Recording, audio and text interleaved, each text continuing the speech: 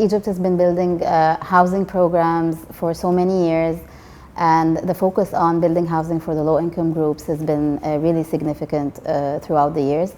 But there was always a lack of vision and always a lack of alignment of this vision with other sectoral also visions. So we've been working with the Ministry of Housing since 2015 to really assess and understand more of the housing issue in Egypt. We were able to publish the National Housing Profile, which also enabled our understanding to the sector, and it really focused on the overall market analysis throughout the production cycle of housing, but basically focused on the low-income group and what are the main challenges.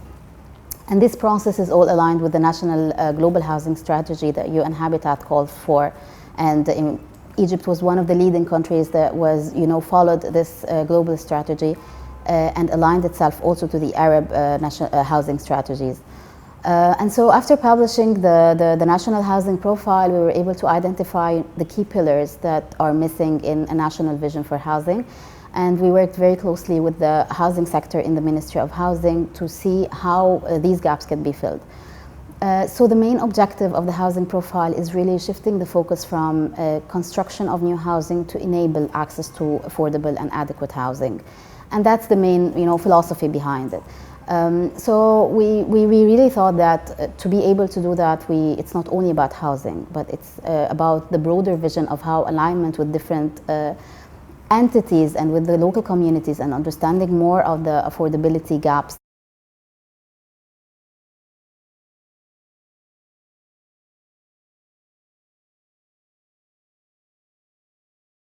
Since the 50s, the Ministry of Housing has been trying to really address this challenge. And of course, this came with the urbanization, the fast urbanization that was happening. People were moving from the rural areas and wanted to come in closer proximity to the urban areas, and specifically Cairo. And the ministry felt like a quick urge and need to build new houses. And because the construction market is really controlled by other factors and cannot be controlled only by the government, there was a lack of data that was able to assess the income profiles and how these income profiles can go to adequate housing. So I think that part of the shortcoming was related to data availability and data analysis and having the time and effort to be able to really understand where the programs are going. I think that having the National Housing Profile maybe as a first document to really assess this,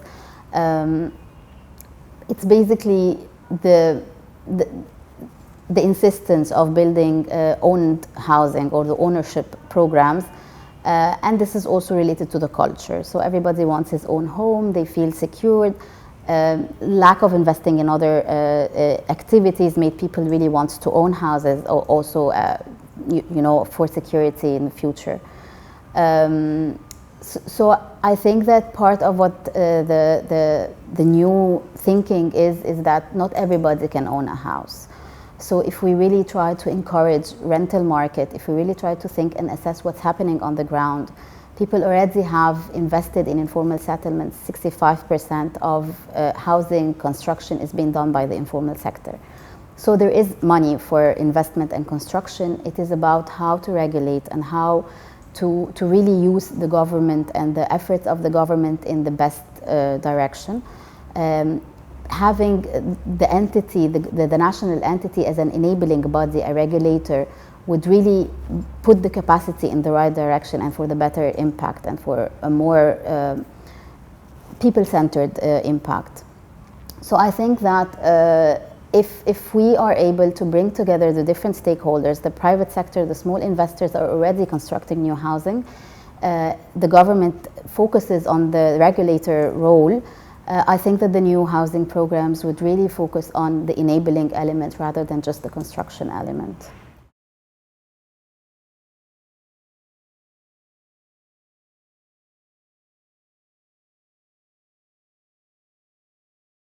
If we leave it to the private sector, of course, we're not going to achieve our social objectives.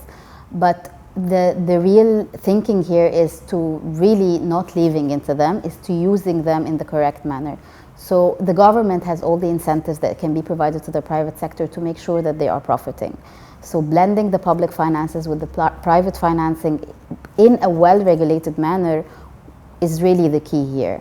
So I'm not saying, and the strategy is not saying that we need to leave it to the private sector, of course, but we need to utilize the resources, the production, the ability to work on the ground, you know, the ability to use new innovations and new technologies in building and construction, being able to align to the national and the international environmental guidelines.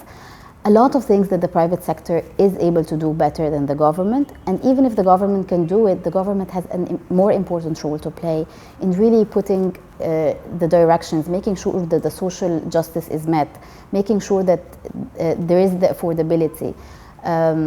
So just focusing on the regulation does not mean that we're leaving it. No, it means that we're trying to provide all the incentives, but we're focusing on the regulation of the sector, the social justice part of it, not only the financial profits.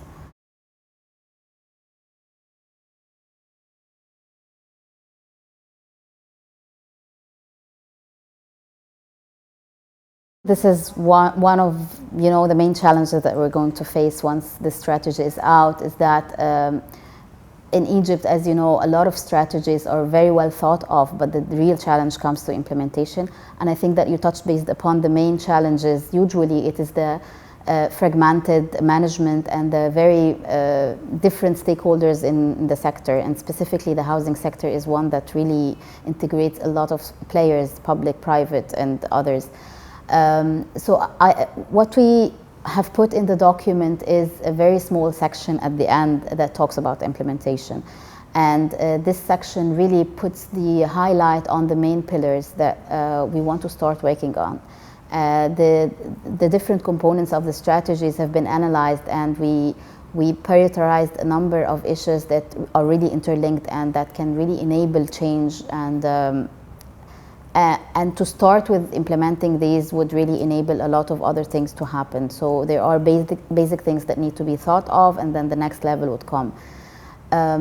Also, an important factor of the housing strategy is the flexibility. So at the beginning of the strategy, it is made very clear that there needs to be reviewing every 5 years. We need to look back at this strategy and to see how the implementation of the first phases has been done, and what are the main lessons learned, and how, if we want to keep working towards these directions, or if feedback and changes are taking place.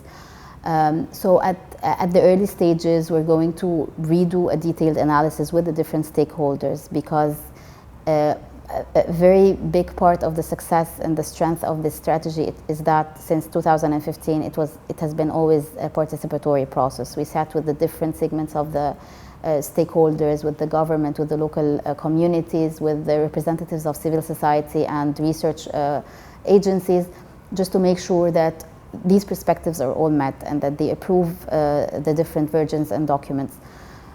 So once we also start implementation, we want to continue in doing this. So there are current thoughts of working on, you know, the vacant units issue, some of the issues that really touches upon a lot of things, and that implements the thinking behind the strategy for availing and not construction, you know, the different elements.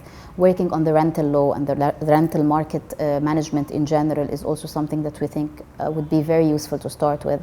Working on the current stock. So the current stock is not only about vacant units and availing, but also how the maintenance and the improvement of the current housing stock, not only the buildings but the urban environments, is also something that we want to work on, and that would really align to a lot of our projects that we work on currently on urban upgrading with the Informal Settlements Development Fund, and, you know, changing the concept from just upgrading informal settlements to an overall urban management system that is able to regenerate and always continuously make sure that the urban environments are adequate.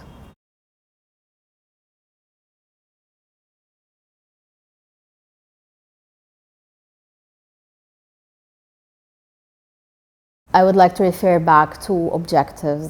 If we are thinking of the informal settlements from an activity-based perspective, so if we had defined a number of units that needs, or a number of families that needs to be repositioned or that needs to have more access to better housing, that's one side of looking at it, and by that, because these are numbers, so by that I think they can achieve the numbers defined in the early program.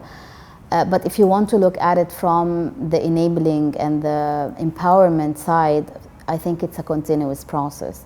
So unless you're able to really prevent having new unsafe areas, it will be very challenging to say that we don't have any unsafe areas. But if you look at it from other perspectives, like enabling access to adequate housing while enabling urban upgrading, you would understand how difficult it is to really say that we've addressed all areas in any type. We're working very closely with the Informal Settlements Development Fund since 2017 on a project that is named Participatory Urban Upgrading in Egypt. And our global program is PSUP, is Participatory Slum Upgrading. Participatory Citywide Slum Upgrading is the name. And when we worked in Egypt, when we started formulating the concept, we said we want it to be participatory, we want it to be citywide, but it's urban upgrading, it's not slum upgrading. And the thinking behind this was that we need to really make sure that our urban contexts, be it informal, be it deteriorated, name it as you want, but we want our urban areas to be really functioning well, to be good, to be environmentally friendly, and to be socially inclusive. And this program, that's in response to your question on what the vision is and how do we think this can be achieved. The program really focuses on a new thinking of what used to be named عشوائيات or informal areas, and we're thinking of a new definition of urban upgrading areas. We are very happy that this term is now being used in the new law, 1019, the revision of the law. And what we're doing right now is that we are working very closely with various stakeholders to define and categorize and identify these areas. And once we do that, we will also work on specific guidelines and tools of upgrading. And this is going to be a continuous process. So we're not going to claim that this is going to have a specific impact. But it also puts in mind that gentrification and other elements, other social and economic elements, so it just enables the different stakeholders, the Ministry of Housing, the local development, the social solidarity, a wide spectrum of agencies to have the tools and the urban guidance on how to really utilize urbanization towards growth and towards prosperity. So how to generate the values of urbanization and how to equitably, distribute these values. The project is very complex, but just yesterday we had a very successful workshop where we have identified main categories of urban upgrading areas, ones that include brown fields, not only the deteriorated areas, but also the potential in the city. And we're laying down the foundation of the governance structure where potentials can be used for deterioration, and how the financial mechanism and the financial cycles will be addressed so that we really utilize the minimum national investment and have a maximum impact on people's lives.